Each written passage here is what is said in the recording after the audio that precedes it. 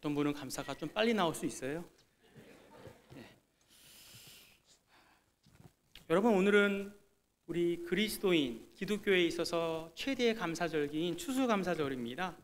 한 해 동안 하나님이 베푸신 은혜에 감사하는 절기죠. 여러분 개인적으로, 여러분의 가정적으로 혹은 교회적으로 하나님의 우리에게 거두게 하신 그 열매를 우리는 생각하며 감사를 돌리는 날입니다. 여러분, 올 한 해 하나님께 무엇으로 인해서 가장 큰 감사를 드리십니까? 여러분의 최고의 감사 제목은 무엇인가요?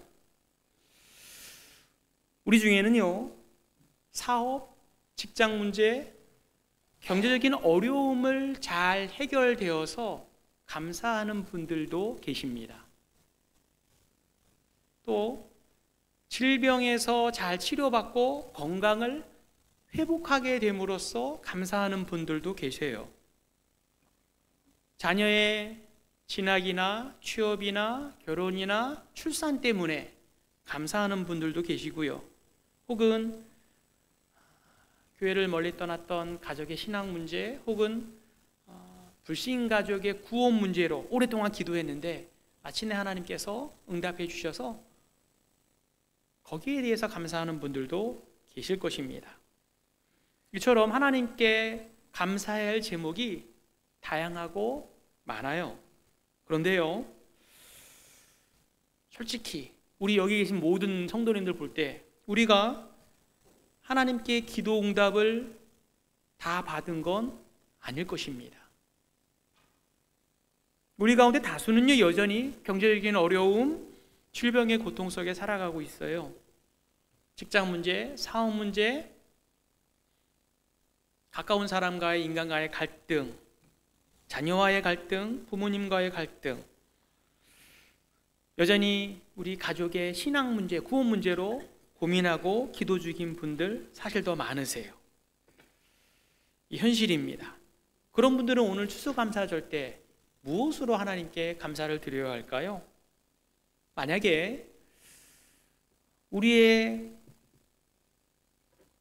기도 응답의 여부에 따라 하나님께 감사할 것이 좌우된다고 한다면 그런 분들은 감사할 제목이 없는 걸까요? 이와 관련해서 사도 바울이 데살로니가 교회 성도들을 향해서 이렇게 말씀합니다. 여러분들을 향한, 그리스도인들을 향한 하나님의 뜻은 항상 기뻐하고 범사에 감사하는 거예요 라고 권면합니다. 항상 기뻐하고, 그냥 기뻐하는 게 아니에요. 항상 기뻐하고 좋을 때만 감사하는 게 아니라 범사에 감사하라는 겁니다. 좋은 일, 나쁜 일, 기쁜 일, 슬픈 일, 우리의 기도 응답에 받았는가 받지 않았는가 그 여부와 상관없이 변함없이 영원토록 하나님께 기뻐하고 감사하는 게 하나님의 뜻이라는 거예요. 하나님께서 이렇게 말씀하신 데에는 우리의 속을 모르고 그냥 말씀하셨을까요? 그렇지 않으실 것입니다.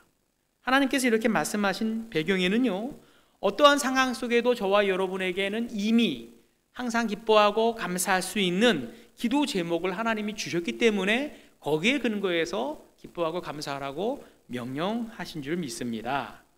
그러면 우리의 오늘 현실과 상관없이 기도의 응답 여부와 무관하게 일평생 천국에 갈 때까지 저와 여러분이 변함없이 기뻐하고 감사할 수 있는 영원한 기도 제목은 과연 무엇일까요? 여기에 근거해서 오늘 말씀의 제목입니다. 그리스도인의 가장 큰 감사 제목, 혹은 그리스도인의 영원한 감사 제목, 우리가 한번 살펴보겠습니다. 그럼 먼저 변함없이 영원한 그리고 가장 큰 감사 제목이 될 수 없는 것들을 먼저 잠깐 배제해 볼게요. 우리가 소유한 아무리 좋은 것이라 할지라도 그것들은 영원하지 않아요. 세상에서 잠깐 누리는 것들이 많이 있습니다. 좋은 직장, 여러분 언젠가는 퇴직하게 되어 있습니다. 대통령 기껏 5년이에요. 건강, 어떻습니까? 늘 건강한 거 아니죠. 시간이 흐름에 따라 젊음도 점점 사라지기 마련인 것입니다. 사랑하는 가족은 또 어떤가요? 늘 그대로 함께 있으면 좋겠는데 시간이 지나면 언젠가 헤어질 때가 반드시 오기 마련이에요. 인기, 명예, 영광, 그것도 잠깐일 뿐입니다. 이런 것, 변하는 것, 시간이 지나면 사라지는 것, 돈은 있다가도 없을 수 있고요, 인기는 있다가도 없을 수 있습니다. 권력도 마찬가지고요. 자녀도 잘 될 때가 있고 잘못될 때가 있고, 자녀와 화목할 때가 있고 그렇지 못할 때도 있습니다. 이런 것들은 항상 변함없이 우리가 기뻐하고 감사할 만한 제복이 될 수 있을까요? 없을까요? 네, 없어요. 없습니다. 당연히 하나님께서는 그런 거 바라보면서 항상 기뻐하고 범사에 감사하라고 말씀하신 게 아니에요. 그러면 하나님은 우리에게 무엇 때문에 항상 기뻐하고 감사하라고 말씀하셨을까? 그건 바로 영원한 구원입니다. 뭐라고요? 영원한 구원. 아담의 후손으로 태어난 저와 여러분은요, 태어날 때부터 죄인으로 태어났을 뿐만 아니라 일평생 지금까지 살아오면서 생각하는 면, 말하는 면, 행동하는 면에서 수없이 많은 죄를 지어왔습니다. 그 결과 우리는 이 죄값으로 영원한 지옥 형벌을 피할 수 없는 사람들이에요. 따라서 지옥 가기 전에, 죽음에 이르기 전에 우리에게 가장 시급한 문제는 무엇입니까? 죄의 문제를 해결하고 구원받는 게 제일 중요한 거예요. 지옥 형벌보다 더 비참하고 영원한 것은 없기 때문입니다. 그렇기 때문에 만약 우리에게, 우리 인간에게 최고의 기쁘고 복된 소식이 있다고 한다면 무엇에 대한 소식일까요? 죄의 문제를 해결하는 방법, 구원에 이르는 방법을 가르쳐 주는 거야말로 우리 인간에게는 제일 급하고 시급하며 제일 중요하고 영원한 복된 소식이 될 것입니다. 이와 관련해서 세상에 많은 종교가 발생한 거예요. 세상에 수없이 많은 종교가 있는데요, 그 종교의 특징이 있습니다. 하나같이 우리가 무엇을 지켜야 된다거나, 우리가 수행을 해야 한다거나, 우리가 선행을 베풀어야만 구원을 얻는다라고 세상의 대부분의 종교들이 우리에게 말합니다. 불교는 어떤가요? 수행, 그죠? 수행을 통해서, 명상을 통해서 깨달음의 경지에 올라가야 된다고 그래요. 법경을 준수해야 한다고 합니다. 그렇게 될 때 해탈이나 열반의 경지에 이를 수 있다라고 가르쳐요. 천주교는 어떻습니까? 믿음도 이야기하지만 그것만으로 뭔가 부족해요. 선행을 베풀어야 되고요. 그리고 천주교가 말하는 7가지 성례, 거기에 꼭 참여해야만 구원을 얻는다고 우리에게 말합니다. 이슬람교는 어떤가요? 이슬람교도 선행을 많이 해야 돼요. 그리고 코란의 가르침을 준수해야만 알라의 은혜로 구원을 받는다고 말합니다. 힌두교는 또 어떤가요? 찾아봤는데 다양한 구원의 방법이 있습니다. 헌신을 많이 하는 방법도 있고요, 또 선행을 많이 하는 방법도 있고요, 자기들이 규율을 끝까지 준수하는 방법으로도 구원을 얻는다고 합니다. 가만히 보면 특징이 있죠. 자기들이 말하는 경전에 준수해야 된다거나, 혹은 선행을 많이 해야 된다거나, 혹은 수행을, 자기 수행을 어느 정도 경지에 오르도록 해야만 구원이 있다고 말합니다. 그런데요, 우리는 압니다. 타락한 우리의 죄성을 알기 때문에 우리가 과연 구원받을 만큼 선행을 계속 베풀 수 있을까? 우리가 규례를 다 준수할 수 있을까? 우리가 어느 지경까지 수행을 할 수 있을까? 명상을 할 수 있을까? 우리는 그렇게 할 수 없다는 것을 경험적으로 너무나 잘 알고 있어요.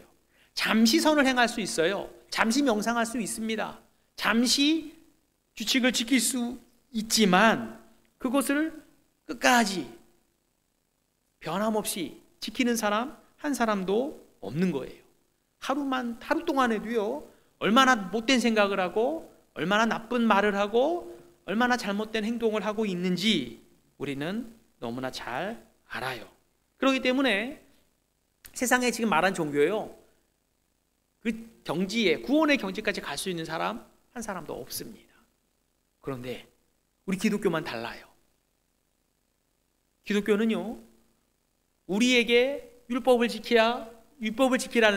지키라거나 선행을 행하라거나 너희가 어떤 명상을 잘해서 구원의 자리에 이르라고 명령하지 않습니다. 하나님께서 특별한 방식으로 죄의 문제를 해결하세요. 그거는요, 하나님께서 당신의 아들이신 예수님이 이 땅에 오시고 죄의 문제를 해결하기 위해서 우리를 대신하여 십자가에 달려 죽으시는 방편을 사용하신 겁니다. 우리가 하는 게 아니라 누가 하신 거예요? 하나님이 하신 거예요. 하나님의 아들이 하신 거예요. 우리가 했다면 다 실패할 텐데 하나님께서 우리를 사랑하시기 때문에 우리 대신 십자가에 피를 흘리시고 우리 대신 율법을 다 순종하시고 우리 대신 최고의 선행을 하신 거예요. 예수님이 하신 최고의 선행이 뭘까요?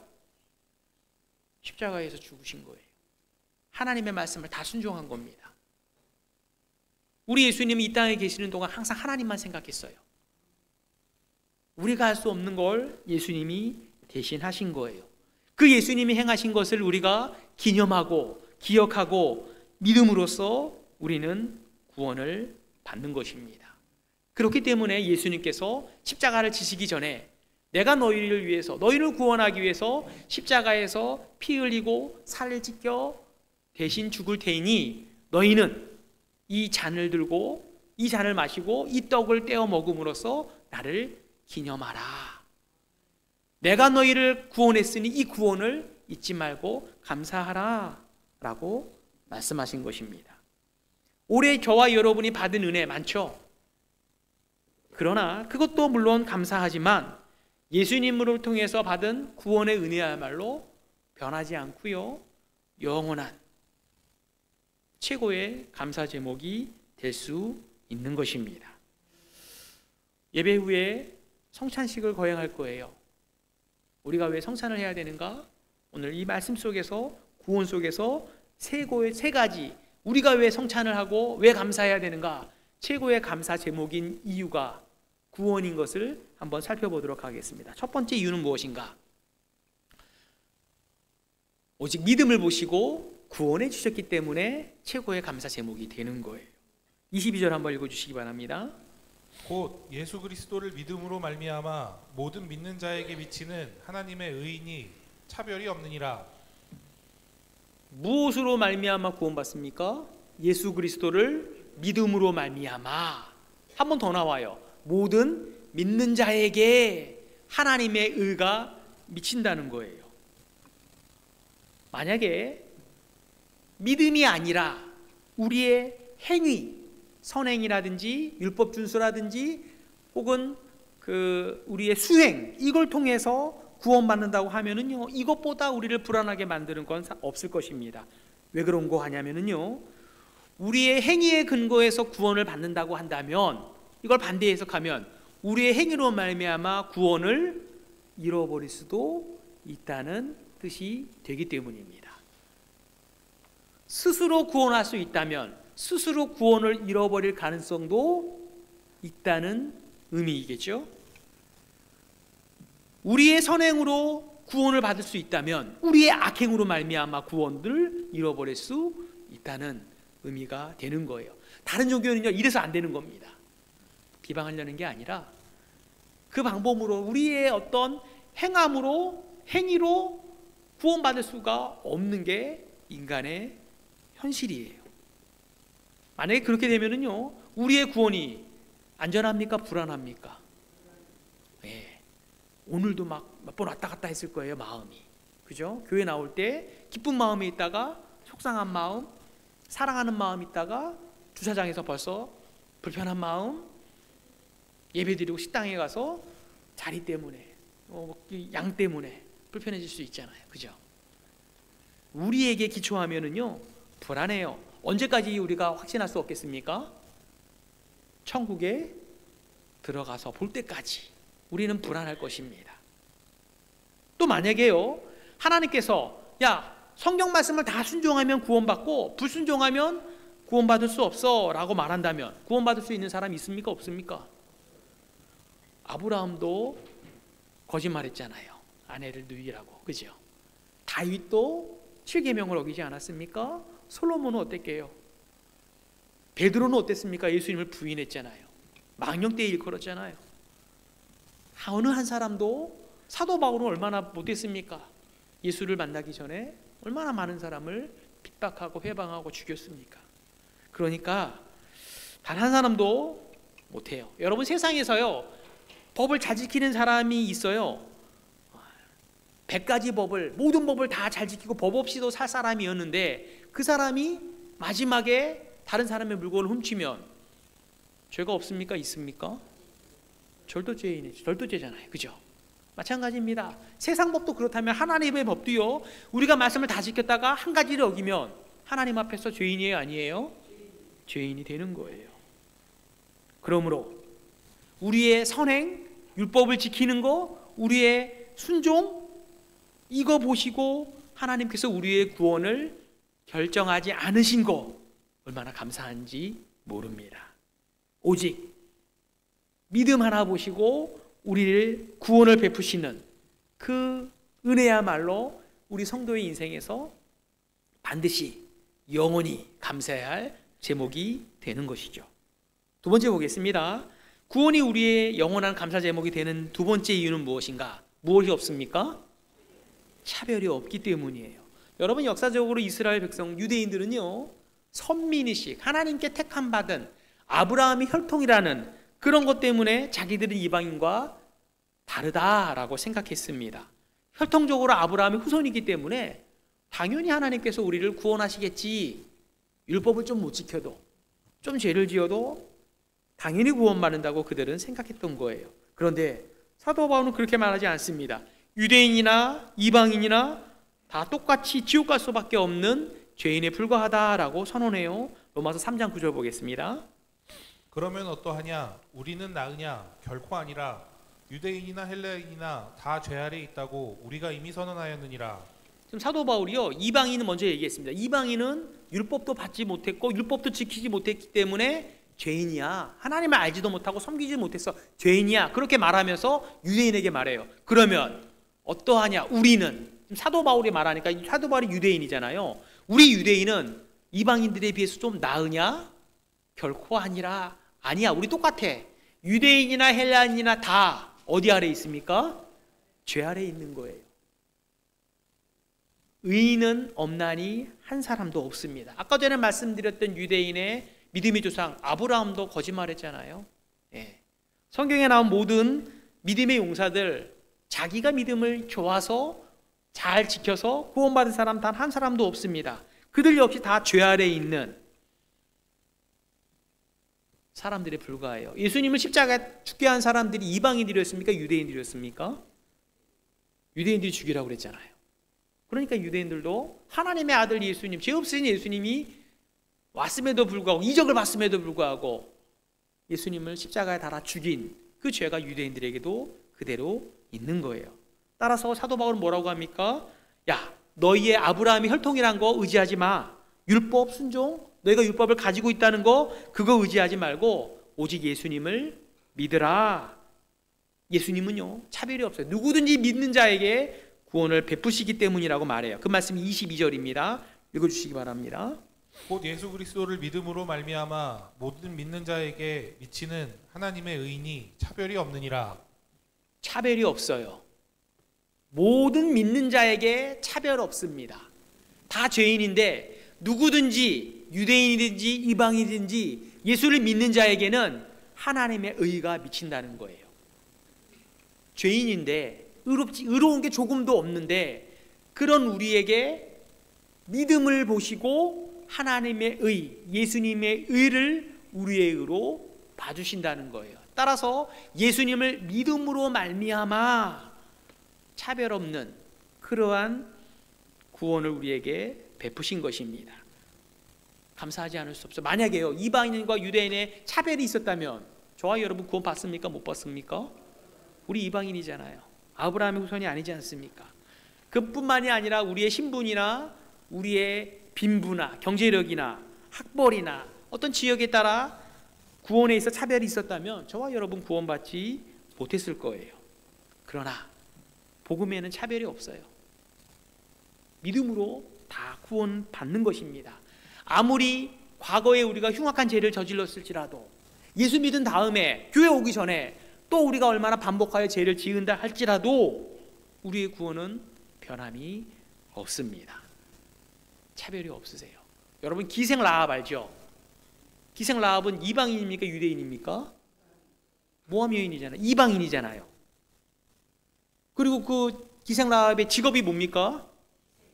도덕적으로 비난받는 사람이에요. 그럼에도 불구하고 하나님은 기생 라합을 구원하시기 위해 정탐꾼을 보내셨어요. 십자가의 마지막에 예수님 한편에 달린 강도, 십자가에 달렸다는 것만으로도 그가 얼마나 심각한 중죄를 저지른 죄인이었는지 우리는 알 수 있습니다. 그런데 아무것도 한 게 없어요. 예배 드린 적도 없고요, 성경을 읽은 적도 없고요, 교회 나간 적도 없고요, 봉사한 적도 없고요, 헌금을 한 적도 없고요, 아무것도 한 적 없습니다. 전도한 적도 없어요. 그런 그일지라도 마지막에 주여 당신의 나라에 가실 때에 나를 생각하소서, 예수님을 주로 고백한 거예요. 예수님만 믿으면 천국에 들어갈 걸 믿어 낙원이를 생각했던 것입니다. 예수님이 뭐라고 합니까? 내가 오늘 나와 함께 낙원에 있을 것이다. 이렇게 심각한 죄인도 차별 없이 믿음으로 구원받기 때문에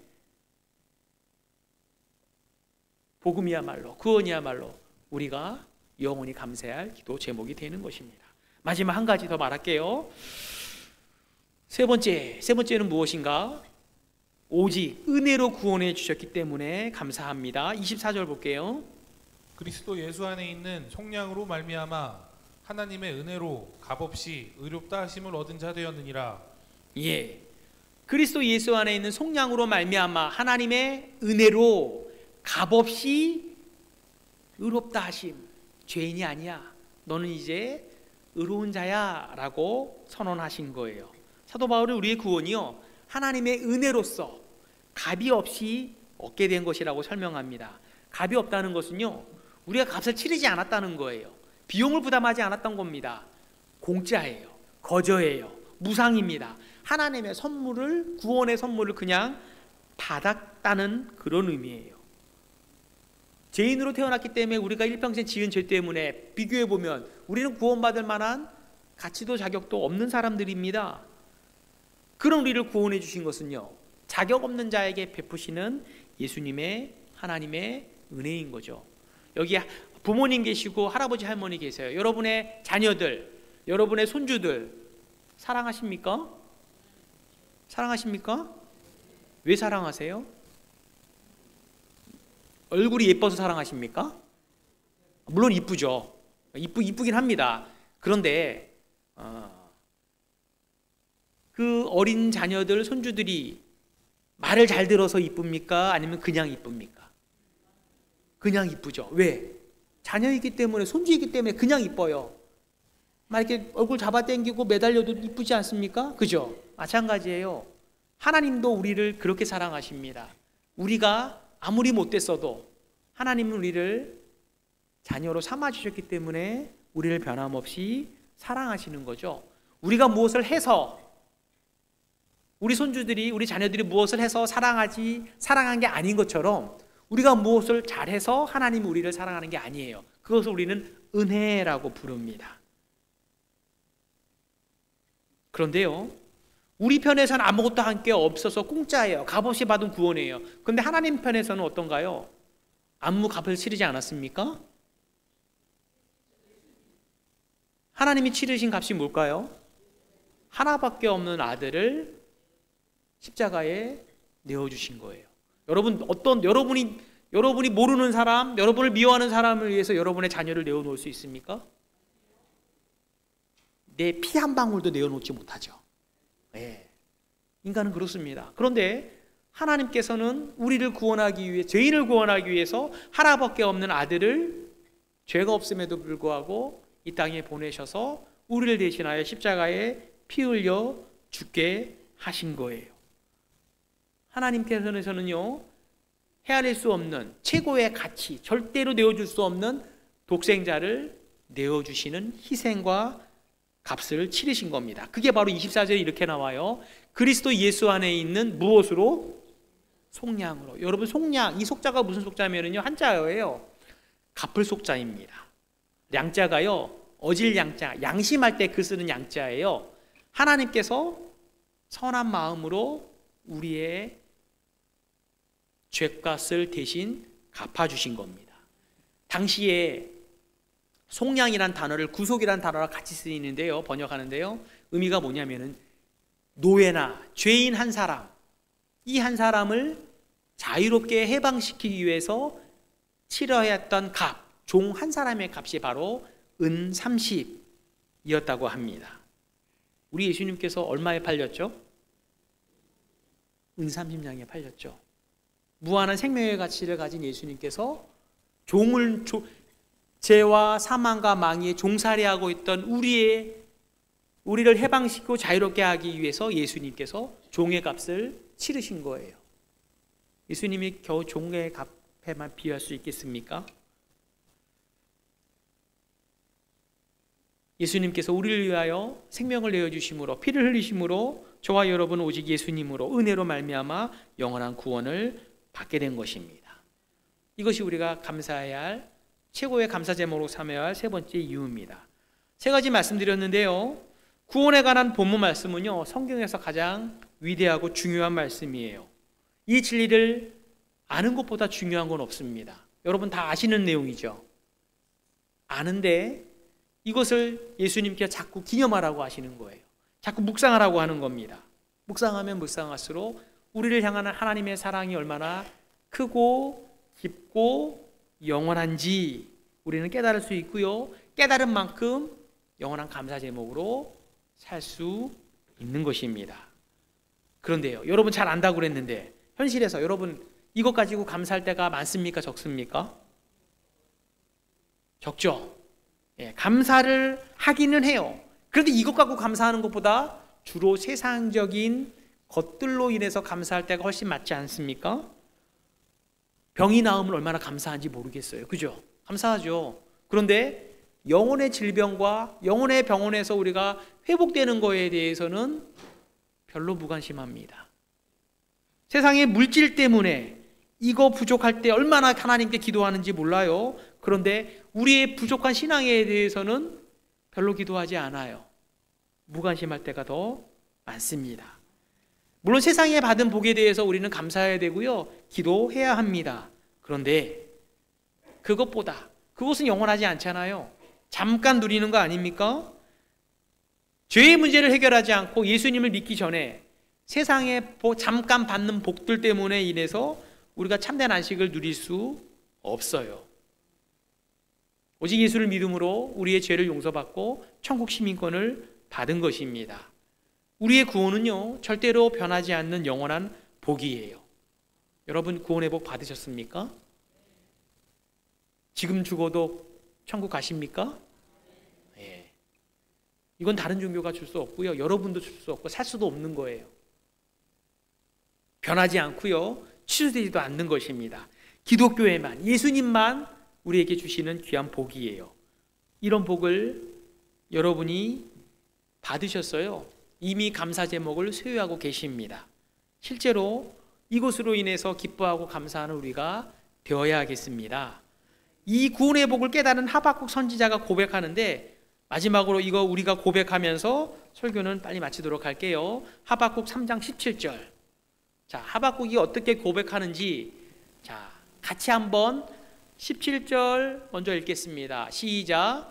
비록 무화과 나무가 무성하지 못하며 포도나무에 열매가 없으며 감람나무에 소출이 없으며 밭에 먹을 것이 없으며 우리의 양이 없으며 외양간에 소가 없을지라도.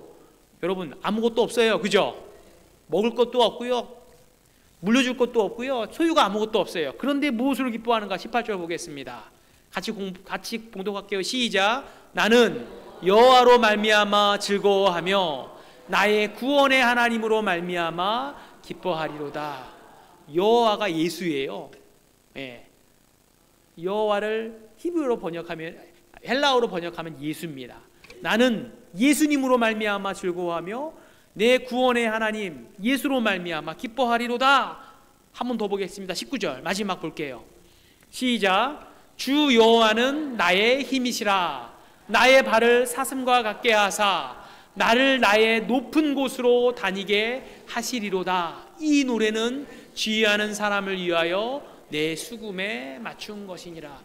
누가 여러분의 힘이라고요? 여호와, 예수님이 여러분의 힘이십니다. 예수님이 여러분의 발을 사슴처럼 같게 하사 높은 곳으로 다니게 하실 거예요. 구원의 하나님으로 기뻐하는 여러분 되시기 바라고요. 이제 바로 또 성찬을 우리가 마음으로 참여하도록 하겠습니다. 잠깐 기도할게요. 주님 감사합니다. 세상의 것들로 하나님께서 우리에게 베푸시는 것으로도 너무나 기쁘고 감사한데 그것이 영원하지 못하는 것을 압니다. 그러나 우리에게 변함없이 영원한 최고의 감사 제목으로 예수님을 주셨사오니, 구원을 주셨사오니 참으로 감사를 드립니다.